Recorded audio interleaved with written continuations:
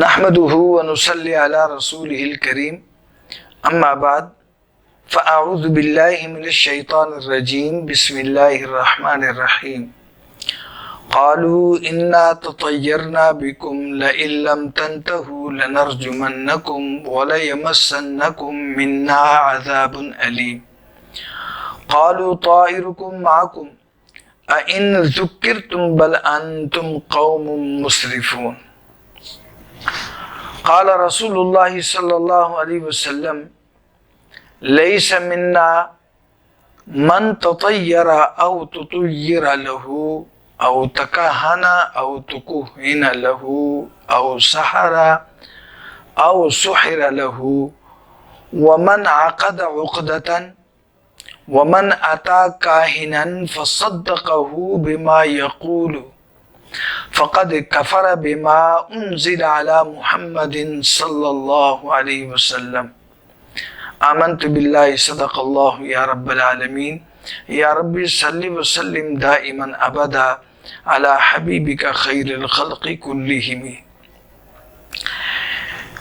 میرے وہ تمام سامعین ناظرین جو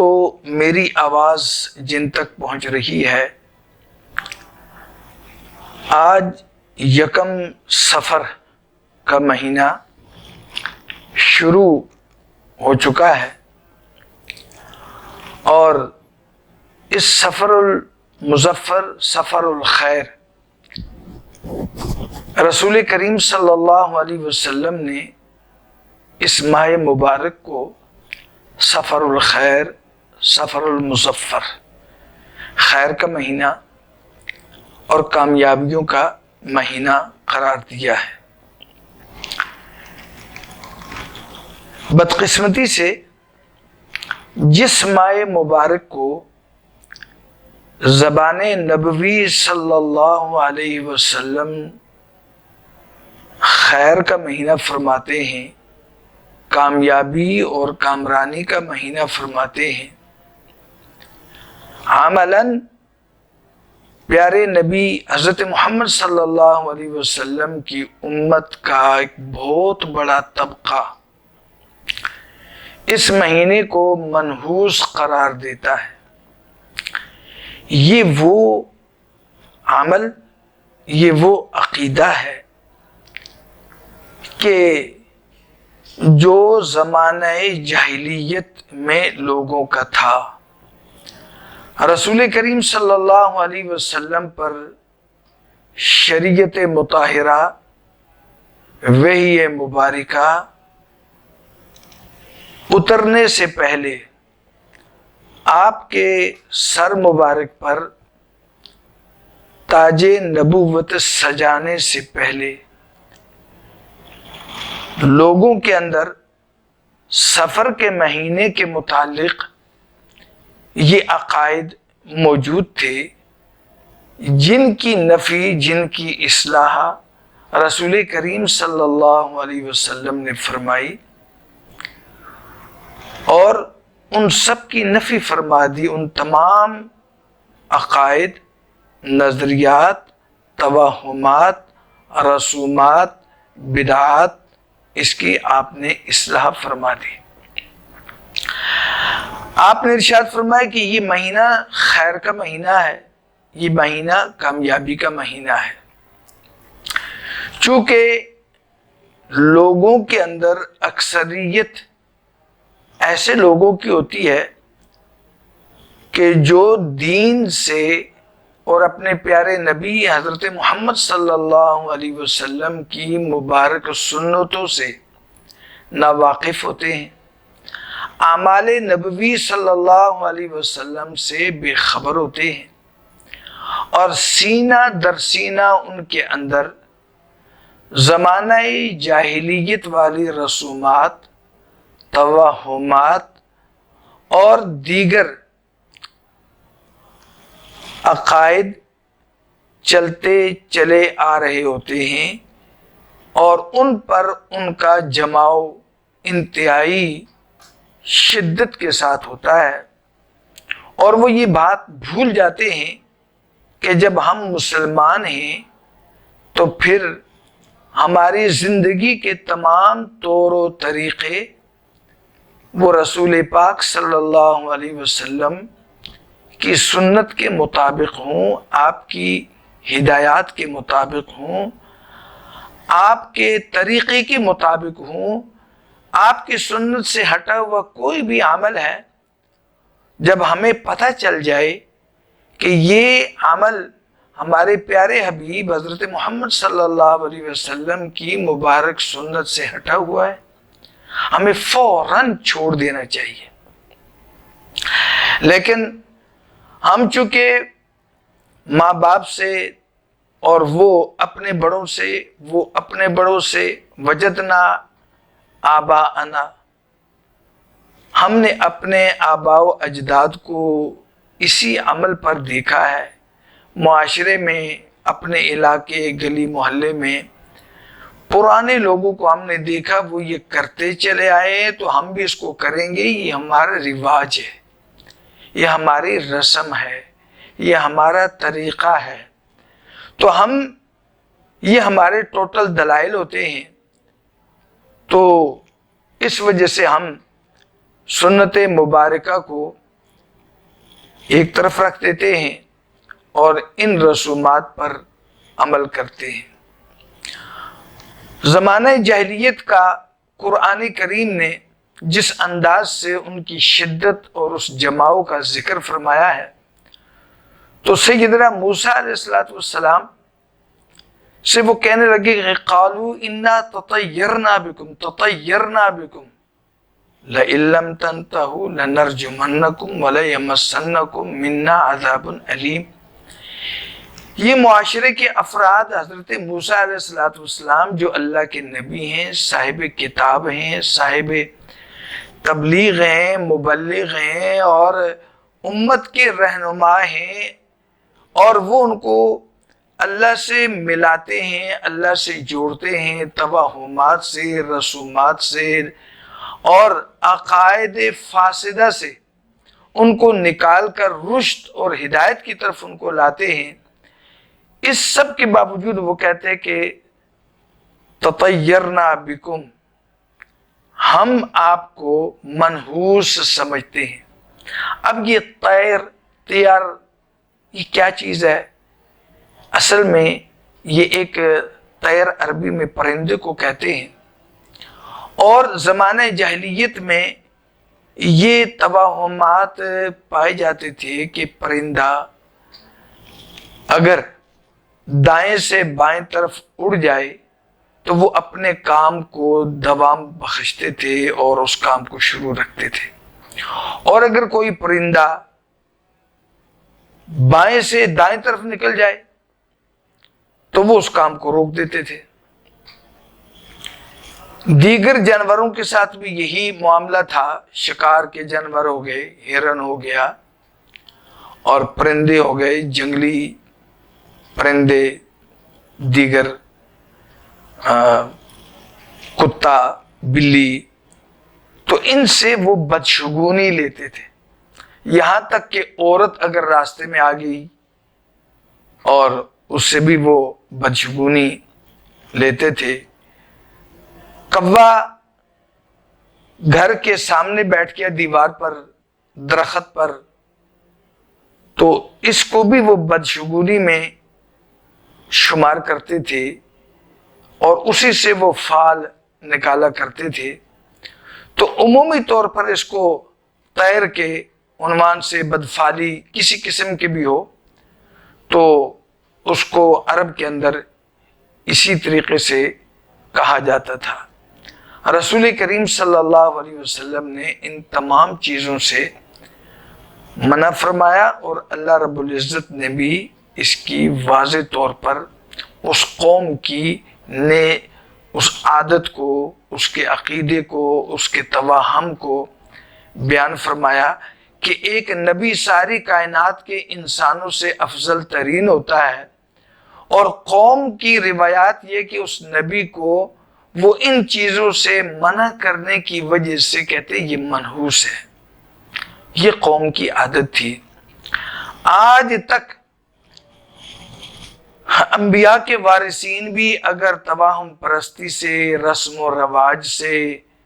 اور ان عقائد فاسدہ سے روکتے ہیں تو آج بھی ان کو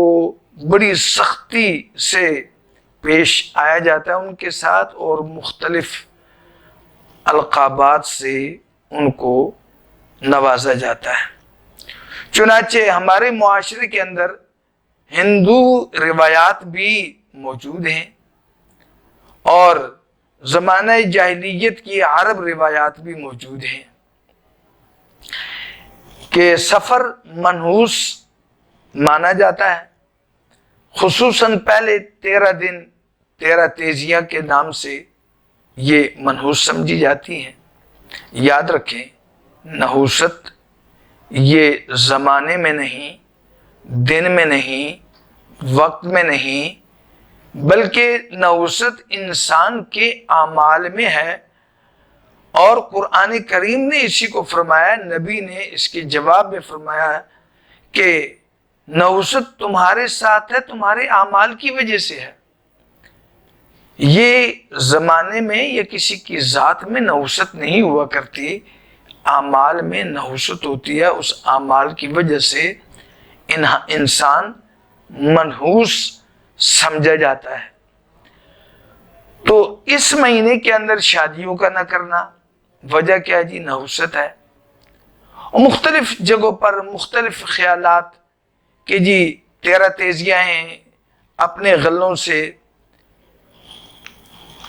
باہر کسی کو دو نہیں، پیسہ روپیہ صدقہ خیرات نہ کرو، اور فلاں کام نہ کرو، چرپائیوں کو الٹ دو۔ یہ تمام رسومات ہیں، اس سے بچنا انتہائی ضروری ہے۔ رسول کریم صلی اللہ علیہ وسلم کی مبارک حدیث ہے، لیس منا من تطیر او تطیر لہ، وہ مجھ سے نہیں ہے، میری امت سے نہیں ہے، مجھ سے اس کا کوئی تعلق نہیں ہے، میری اس کو کوئی، ہم سے اس کا کوئی واسطہ ہی نہیں ہے۔ لیس منا من تطیر او تطیر لہ، وہ خود کہاں، وہ خود جو ہے بری فال بدشگونی لیتا ہے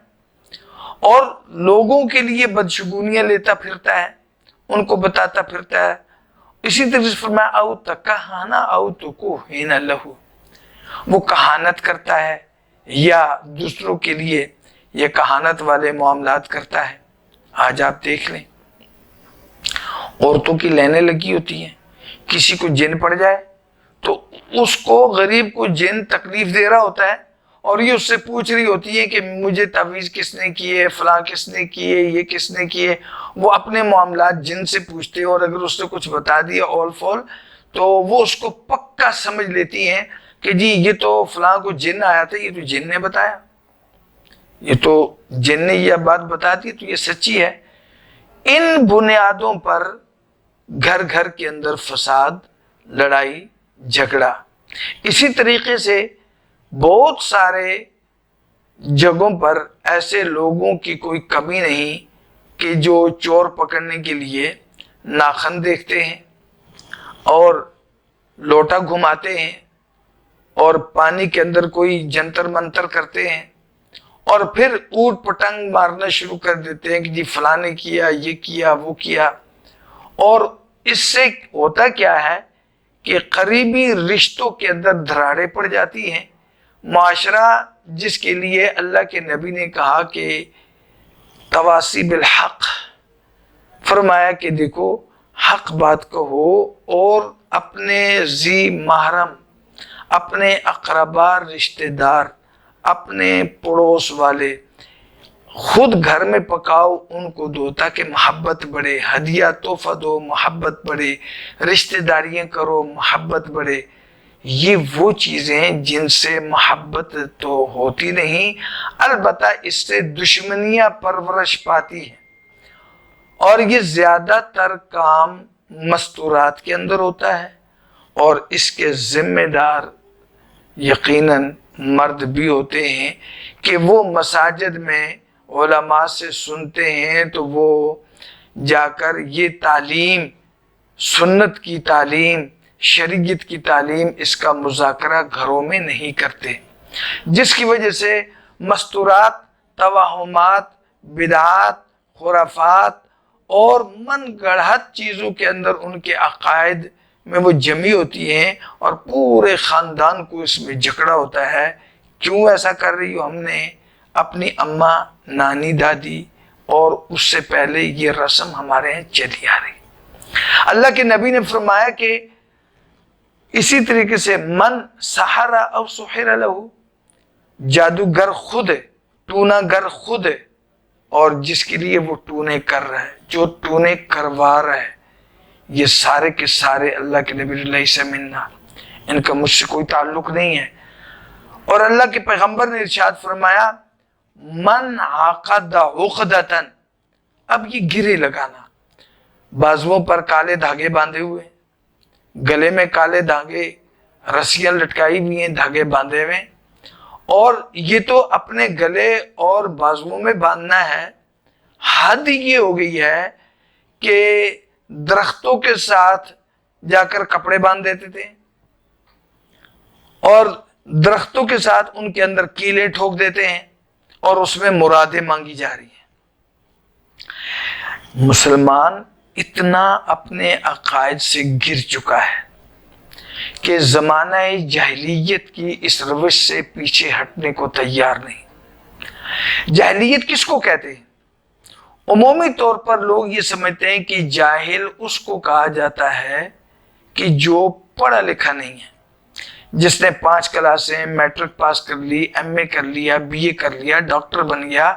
تو کہتے جی یہ پڑھا لکھا ہے۔ نہیں، بلکہ یہاں کہا جاتا ہے زمانہ جاہلیت، جس کے اندر بڑے بڑے شعراء تھے، بڑے بڑے لکھاری تھے، اتنے بڑے شعراء کہ اسلام آنے کے بعد ان کے اشعار کو حجت کے طور پر پیش کیا جاتا تھا۔ ان کو بھی کہا جاتا ہے زمانہ جاہلیت کی شعراء۔ اس لیے کہا جاتا ہے کہ وہ انبیاء کی تعلیمات سے ہٹے ہوئے نظریات اور عقائد رکھنے والے تھے، اس لیے وہ جاہلیت ہے۔ جاہل اسے کہا جائے گا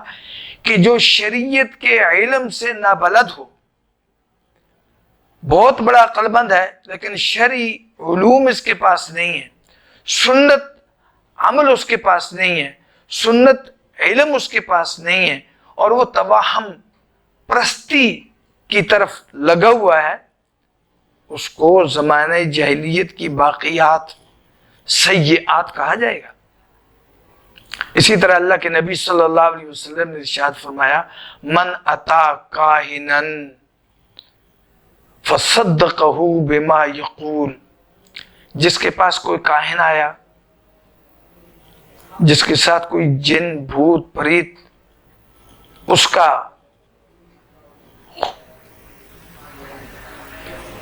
پرچار کرنے والا،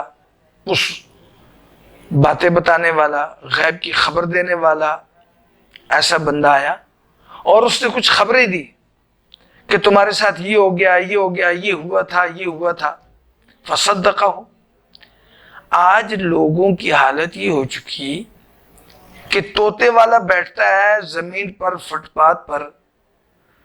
تو یہ جا کر طوطے والے سے اپنی فال نکلواتے ہیں۔ ہاتھ دیکھنے والا آتا ہے، خود فٹ پاتھ پر ہے اور وہ اس کا ہاتھ دکھ رہا ہے،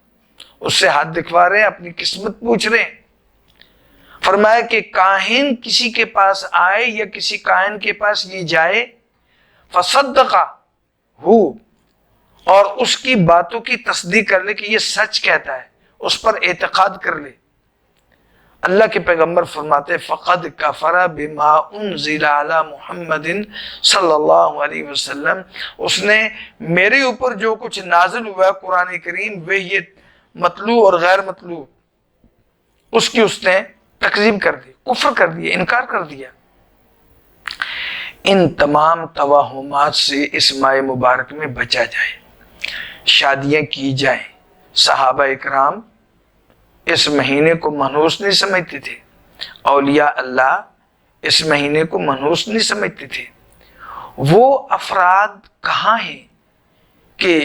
جو شیخ عبد القادر جیلانی رحمۃ اللہ علیہ کے معتقد ہیں، غوث اعظم کا اعتقاد کرتے کہ بڑے ولی تھے،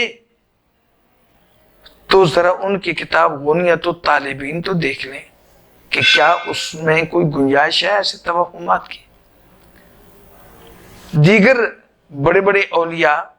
ان کی کتب کو تو دیکھ لو کہ کیا ان توہمات کے وہ دائی تھے، اس کی وہ تحسین کرتے تھے یا منع کرتے تھے۔ اللہ تبارک و تعالی پوری امت کو ان توہمات، رسومات، بدعات سے بچنے کی توفیق عطا فرمائے۔ وما علینا الا البلاغ۔